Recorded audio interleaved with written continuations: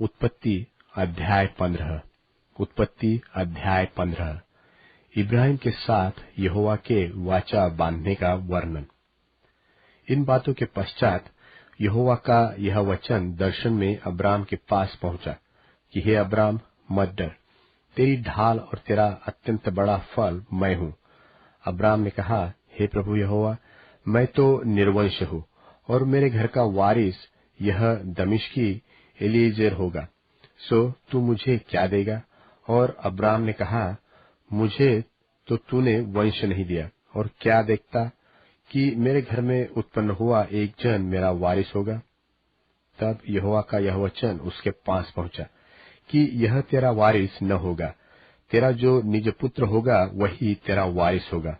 और उसने उसको बाहर ले जाके कहा, आकाश की ओर दृष्टि करके तारागण को गिन, क्या तू उनको गिन सकता है? फिर उसने उससे कहा, तेरा वंश ऐसा ही होगा।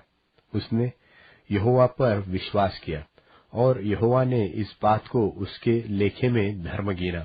और उसने उससे कहा, मैं वही यहोवा हूं जो तुझे कसदियों के ऊर नगर से बाहर ले आया कि तुझको इस देश का अधिकार दूं। उसने कहा, हे प्रभु यहोवा, मैं कैसे जानूं कि मैं इसका अधिकारी हूंगा? यहोवा ने उससे कहा, मेरे लिए 3 वर्ष की एक कलोर और 3 वर्ष की एक बकरी और 3 वर्ष का एक मेंढा और एक पिंडुक और कबूतर का एक बच्चा ले। और इन सबों को लेकर उसने बीच से 2 टुकड़े कर दिया और टुकड़ों को आमने सामने रखा, पर चिड़ियों को उसने टुकड़े न दिया। और जब मांसाहारी पक्षी लोथों पर झपटे तब अब्राम ने उन्हें उड़ा दिया। जब सूर्य अस्त होने लगा तब अब्राम को भारी नींद आई, और देखो, अत्यंत भय और महा अंधकार ने उसे छा लिया।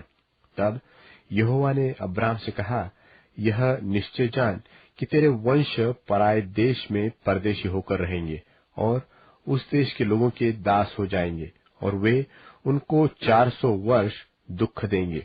फिर जिस देश के वे दास होंगे उसको मैं दंड दूंगा, और उसके पश्चात वे बड़ा धन वहां से लेकर निकल आएंगे। तू तो अपने पितरों में कुशल के साथ मिल जाएगा।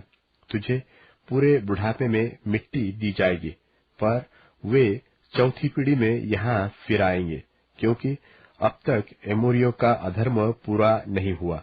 और ऐसा हुआ कि जब सूर्य अस्त हो गया और घोर अंधकार छा गया, तब एक अंगीठी जिसमें से धुआं उठता था और जलता हुआ पलीता देख पड़ा, जो उन टुकड़ों के बीच में से होकर निकल गया।